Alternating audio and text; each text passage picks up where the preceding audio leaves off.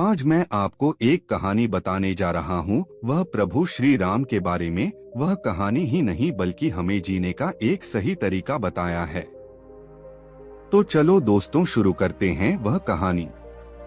यह कहानी उस समय की है जब प्रभु श्री राम लंका की ओर आगे बढ़ रहे थे और बीच में एक समुद्र पड़ा और उस समुद्र को पार करने के लिए सभी वानरों ने पत्थरों पर श्री राम लिखकर फेंकना शुरू किया और वह पत्थर तैरने लगे। सभी वानर बड़े बड़े पत्थरों को एक से एक करके फेंक रहे थे और वो पुल तैयार हो रहा था।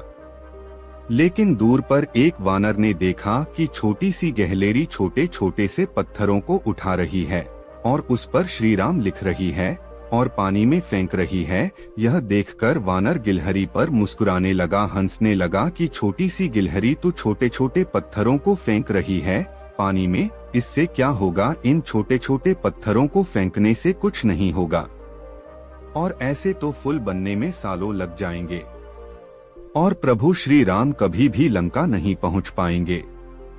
यह देखकर सभी वानर वहां इकट्ठा हो गए और उस गिलहरी पर हंसने लगे। इस घटना को प्रभु श्री राम बहुत गौर से देख रहे थे। प्रभु श्री राम और वानरों के पास आए, रुके और कहा, जिस प्रकार आप सभी अपना सहयोग दे रहे हैं, इस छोटी सी गहलरी का सहयोग भी उतना ही महत्वपूर्ण है जितना आप सभी का है। आप सभी जिन बड़े बड़े पत्थरों को फेंक रहे हैं और पुल को बना रहे हैं, उन सभी बड़े बड़े पत्थरों को जोड़ने का काम छोटी गिलहरी द्वारा फेंके गए छोटे पत्थरों के द्वारा हो रहा है। यदि यह छोटी गिलहरी छोटे पत्थर न फेंकती तो बड़े पत्थर आपस में कभी जुड़ ही नहीं पाते। प्रभु श्री राम की बातें सुनकर उन सभी वानरों को उस छोटी सी गिलहरी के सहयोग का एहसास हुआ और सभी ने उस छोटी सी गिलहरी को धन्यवाद दिया। उसके बाद प्रभु श्री राम ने उस छोटी सी गिलहरी के पीठ पर हाथ फेरा और कहते हैं, वही उंगलियों के निशान आज तक उन गिलहरियों के पीठ पर आज तक है।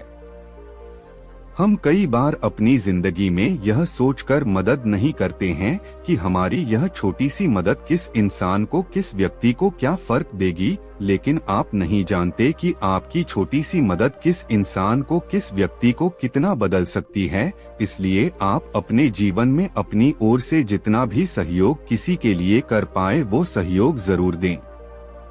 हार गया लेकिन खुद से जीत गया।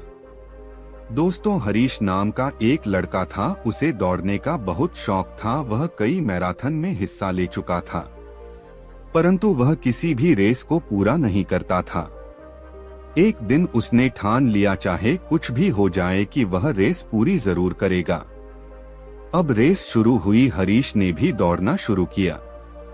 धीरे धीरे सारे धावक आगे निकल रहे थे, मगर हरीश थक गया था। वह रुक गया। फिर उसने खुद से बोला, अगर मैं दौड़ नहीं सकता तो कम से कम चल तो सकता हूँ। उसने ऐसा ही किया है, धीरे धीरे चलने लगा। वह आगे जरूर बढ़ रहा था मगर वह बहुत ही थक गया था और पकने के कारण वह नीचे गिर पड़ा। उसने खुद को बोला, मैं कैसे भी करके आज दौड़ को जरूर पूरा करेगा। वह जिद करके वापस उठा और लड़खड़ाते हुए आगे बढ़ा। अंततः अपनी रेस को पूरी कर पाया। दोस्तों, माना कि वह रेस हार चुका था, लेकिन आज उसका विश्वास उसके चरम पर था। आज से पहले वह कभी भी रेस को पूरा नहीं कर पाया था। वह जमीन पर पड़ा हुआ था क्योंकि उसकी मांसपेशियों में खिंचाव और दर्द हो रहा था, लेकिन वह बहुत खुश था क्योंकि आज वह हार कर भी जीत गया था। दोस्तों, हम लोग भी ऐसे ही गलतियां कई बार करते हैं। अपने लाइफ में कोई काम पुराना हुआ तो उसे छोड़ देते हैं, लेकिन याद रखिए, हमें हरीश की कहानी से यह सीख मिलती है कि अगर हम लगातार आगे बढ़ते रहें तो एक दिन हम हार कर भी जीत जाएंगे। छोटे छोटे कदम आगे बढ़ाते जाओ और आगे बढ़ते जाओ।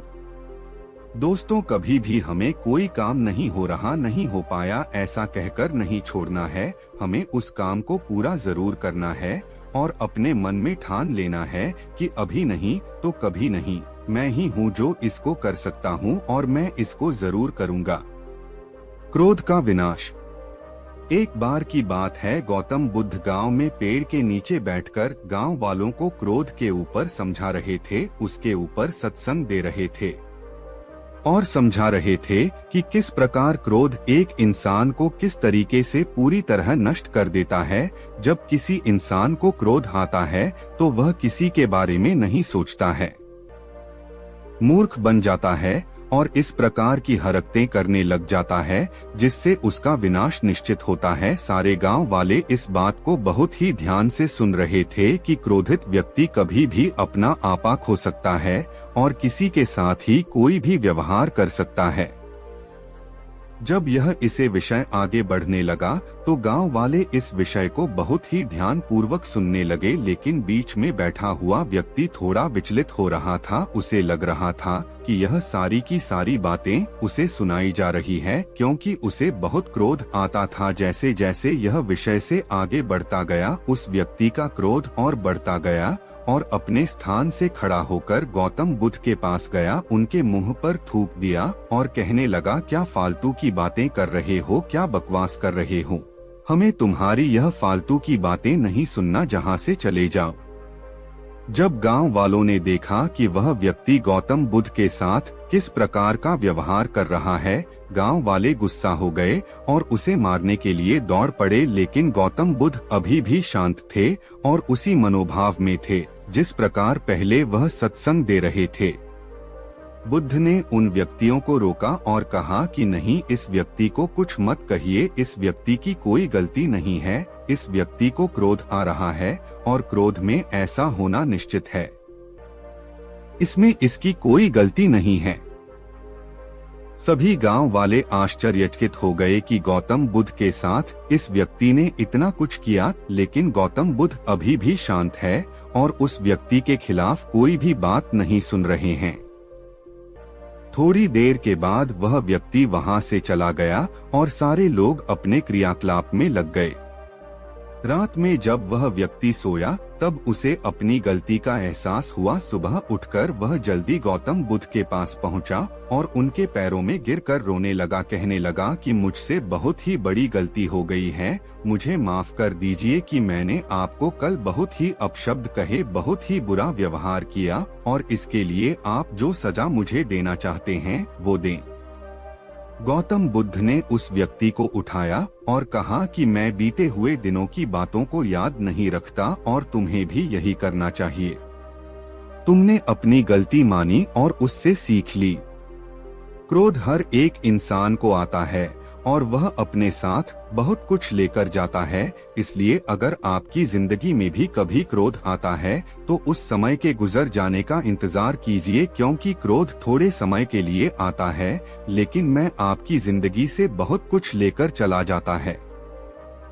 क्रोध पर विजय पाने का एक तरीका है, उस वक्त की जाने का इंतजार कीजिए जिस वक्त पर आपको क्रोध आया है, उस वक्त पर आप शांत रहिए और उस पल के गुजर जाने का इंतजार कीजिए, जिससे आपकी जिंदगी में सब कुछ अच्छा होगा।